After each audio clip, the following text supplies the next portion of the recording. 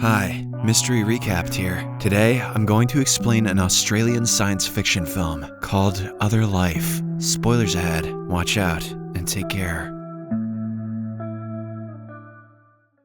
The opening scene features the Amari siblings, attired in black wetsuits at the beach. The sister Ren wants to go for a swim, but her brother Jared is a bit nervous, as he is scared of high tides. Nonetheless, after a bit of insisting, he joins her in the water, and the two have a lot of fun. Subsequently, the scene transitions to a vivid and changing pattern, showing a view from the window of a building. Ren awakens with a stream of black fluid dripping from her eye. She is seen sitting on the floor with empty plastic eye drop containers. Ren is the lead researcher at a technology firm she co-founded with an entrepreneur named Sam. Using nanotechnology, she invented Other Life, a biological form of virtual reality that can generate lifelike memories. Using it, one can travel to a completely different environment and enjoy themselves with the utmost freedom. Right now, the product has not been made available to the market, and Ren is testing it on herself. She is usually supervised by her colleague Byron Finbar. However, unbeknownst to the others, she is also secretly testing the product on her comatose brother. Here it is revealed that Jared accidentally drowned when they went swimming.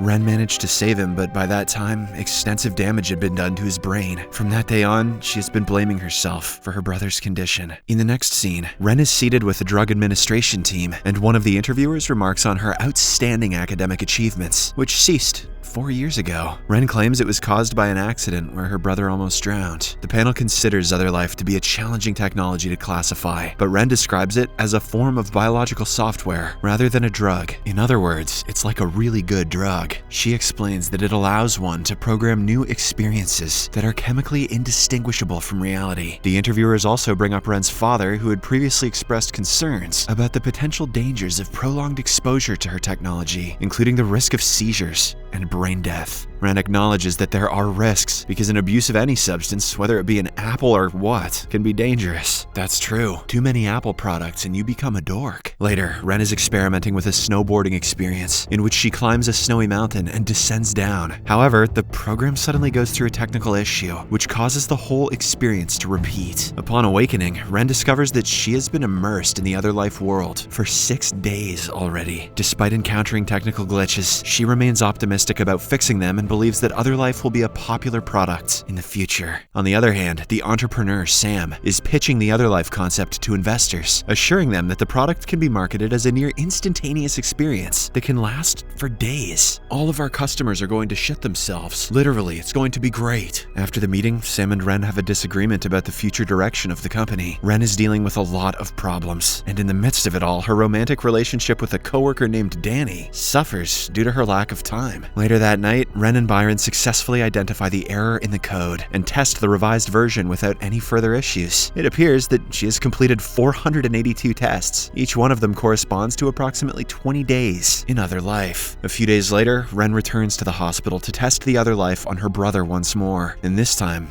his eye twitches, giving her a glimmer of hope. Unfortunately, when she shares it with the doctor, he tells her that it is a common occurrence in comatose patients. Surely Ren would have known that by now. The following day, Ren visits her father, who is a professor at a college. They discuss Other Life and its potential to help Jared come out of his coma. Ren expresses her confidence that the glitches in the tech are merely a result of bad code, but her father disagrees. He argues that mental conditions such as anxiety and depression are also a type of bad code. Ren becomes upset with her father, feeling that he has given up on her brother, and warns him against unplugging Jared without her consent. However, the old man dismisses her and walks away. While at work, Sam and Byron find out that the amount of nanites being used are much higher than what Ren has reported. They ask her what simulation she's been running, but she doesn't disclose any details, saying that it's still experimental. A few moments later, Sam and Ren are alone when she shares his most recent idea. He wants the government to license their product for use as an alternative to prisons. According to Sam, the inmates would be trapped inside their own heads for years, while only a minute passed in real time, alleviating prison overcrowding. However, Ren firmly declines the proposal, saying it's not applicable. Following this, she heads out of the building and comes across Danny. The two are meeting after a long time apart, so they decide to spend some private time together. Once they are done having coitus, Ren allows him to try the snowboarding experience in Other Life, which he thoroughly enjoys. After this, she gets back to work while Danny grabs another eye drop and tries it, unaware that it is the experimental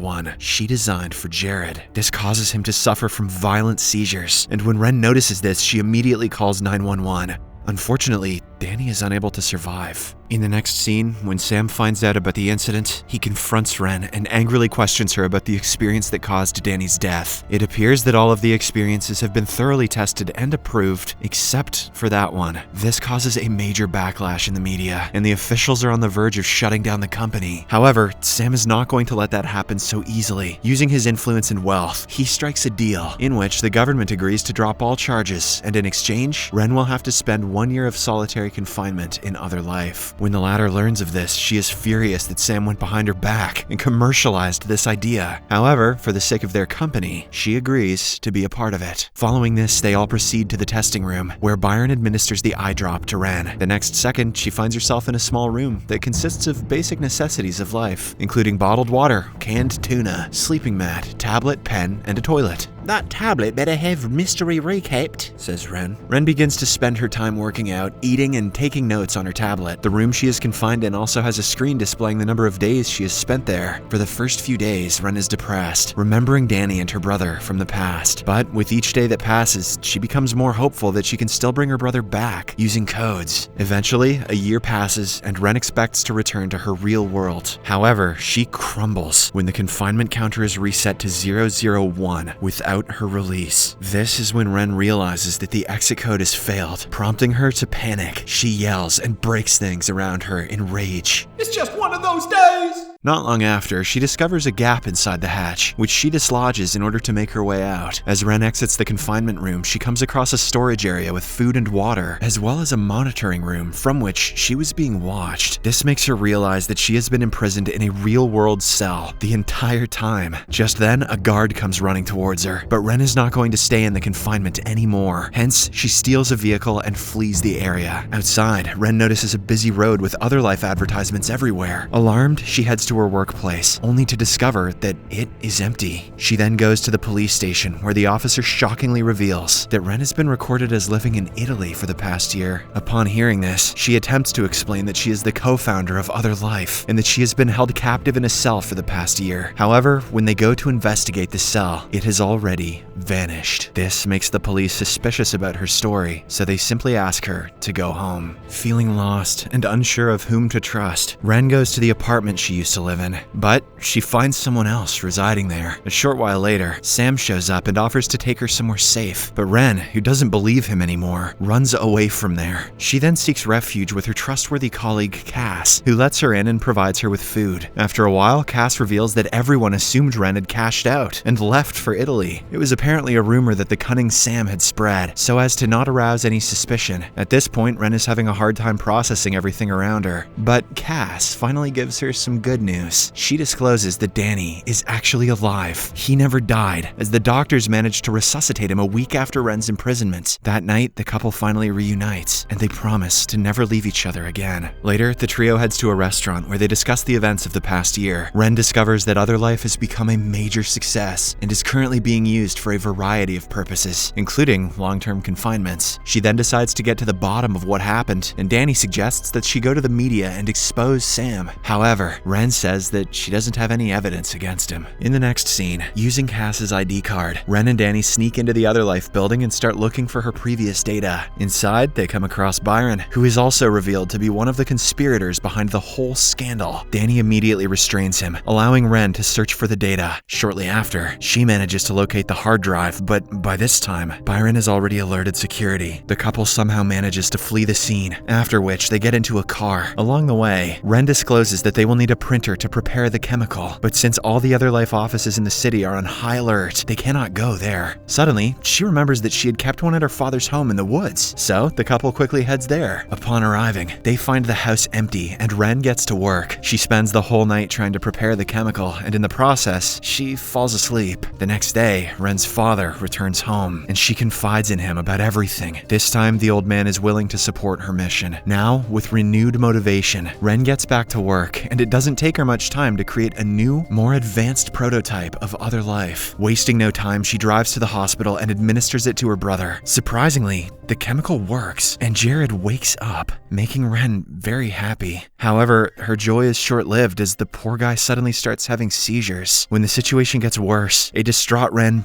pulls the plug, finally letting her brother pass away in peace. Just when it appears that the drama is over, Ren starts to experience fragmented memories of the testing room, with people yelling and Byron urging her to wake up. It is revealed that her supposed escape was part of an other-life glitch during her year-long imprisonment. This means that all of her post-incarceration experiences were also part of an interactive other-life experience. Now Ren finds herself alone on the beach, and she walks alone into the water, letting the waves wash over her. The water transforms into kaleidoscopic imagery. Whoa! And she suddenly awakens in the testing room. After going through all of this, Ren takes some time to calm herself down before heading to Sam's cabin. She then announces that she will take a hiatus from the company to concentrate on R&D. She will leave the company to Sam, but will keep the patent. Later, after Ren attends Danny's funeral, she suddenly gets a call from Sam, asking her to come to the testing room to see something important. When she arrives, she finds Sam and Byron reviewing her experience. The cunning entrepreneur points at a section of her brain scan that corresponds to her interactive experience. He says that she miraculously managed to escape the virtual prison, and it could be a major breakthrough for their future plans. Sam now wants her to take part in yet another test to find more conclusive results, but when Ren refuses, he abruptly administers the chemical in her eyes, forcing her into the same cell. Byron reluctantly goes along with it when Sam says it's the only way to compel Ren's assistance. In the other world, Ren manages to calm herself down, allowing the simulation to run faster and loop infinitely. Soon after, she wakes up on her own in the real world, hence beating the virtual prison twice. However, this time, an angry Ren is not going to let things slide so easily. She wipes the chemical from her eyes and quickly into Sam's, trapping him in his own year-long other-life imprisonment. The program experiences a bug that endangers his life, but Ren refuses to let Sam escape until he serves the full 365 days. She even waits for a few extra days so that he can experience her agony when the countdown reset to 0. Once Sam recovers, Ren leaves him to sob in the chair. The movie ends as she and her father head to the hospital and tearfully unplug Jared's life support. Ren then goes to the same beach and watches the ocean, reminiscing about the good times spent with her late brother.